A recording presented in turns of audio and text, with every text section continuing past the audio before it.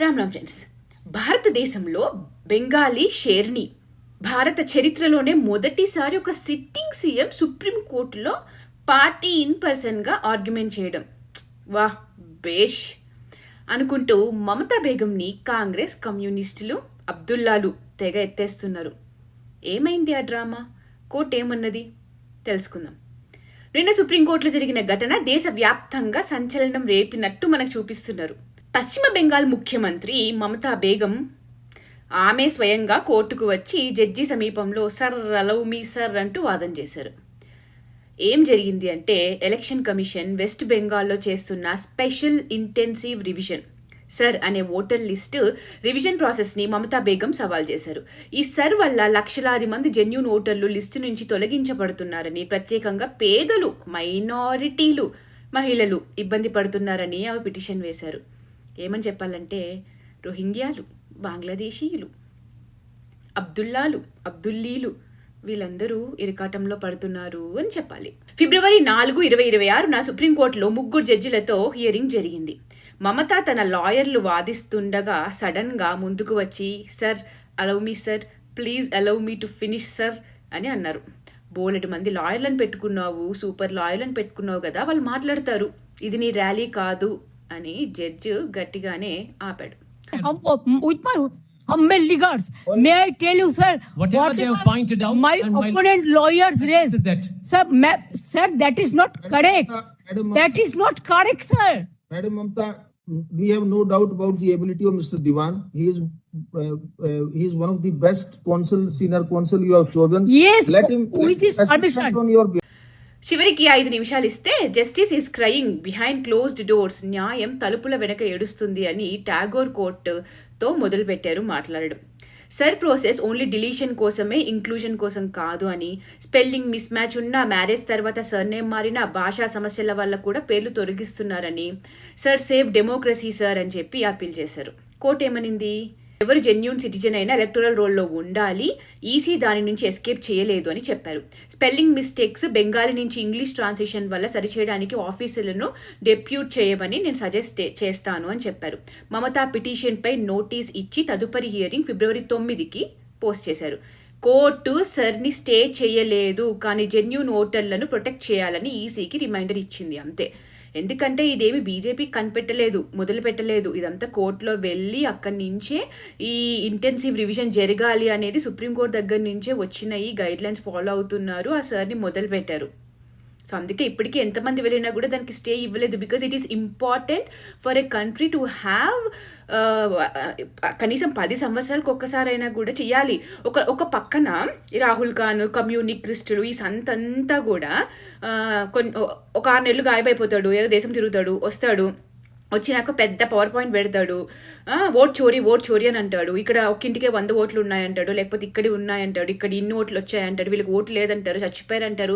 ఇప్పుడు చేసేది అదే కదా, రివిజన్ చేస్తున్నారు. ఎవరైనా చనిపోయారా ఓటు తీసేయాలి, వాళ్ళు ఎక్కడున్నారు, ఇక్కడున్నారా, ఇంకెక్కడైనా ఉన్నారా, అడ్రస్ ప్రూఫ్ చూడాలి, 2 దగ్గర ఓటు ఉండకూడదు. ఇవన్నీ చూసి రివిజన్ చేసి ఫిక్స్ చేస్తుంటే ఇప్పుడు వీళ్ళకి అగ్గులు పెడతారు ఎందుకు? ప్రశ్నిస్తారు, దానికి సొల్యూషన్ చూపిస్తే వద్దు అంటారు. అందుకనే సుప్రీంకోర్టు కూడా సర్కి స్టే ఇవ్వలేదు. కొంచెం కేర్ఫుల్గా ఉండండి, ఇవన్నీ కూడా చూసుకోండి అని చెప్పింది. బంగ్లాదేశ్ నుండి వచ్చిన అక్రమ చొరబాటుదారులు రోహింగ్యాలు ఆధార్ కార్డు, ఓటర్ ఐడి తీసుకుని లక్షల్లో ఓట్లు వేస్తున్నారు.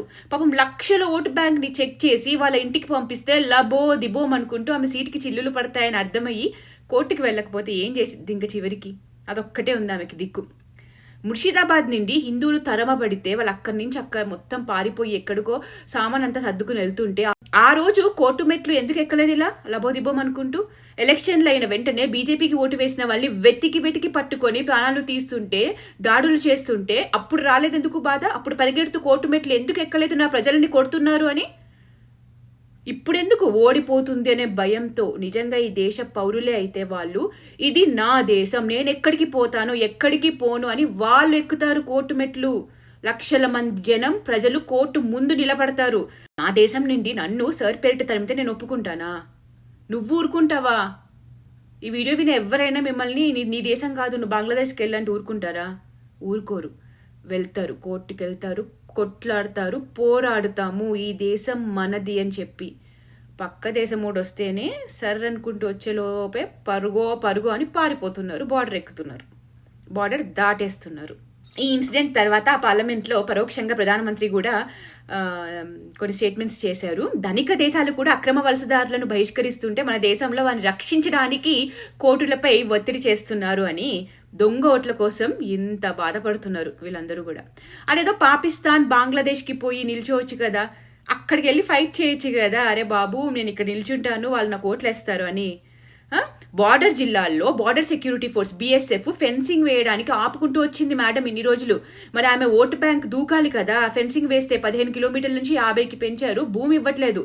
కోర్టు మెట్లు వెక్కితే కోర్టు మొట్టికాయలు వేసి 9 జిల్లాలలో ఫెన్సింగ్ వేయడానికి BSFకి భూమిని ఇవ్వమని చెప్పి హ్యాండ్ ఓవర్ చేయమని తీర్పు ఇచ్చారు.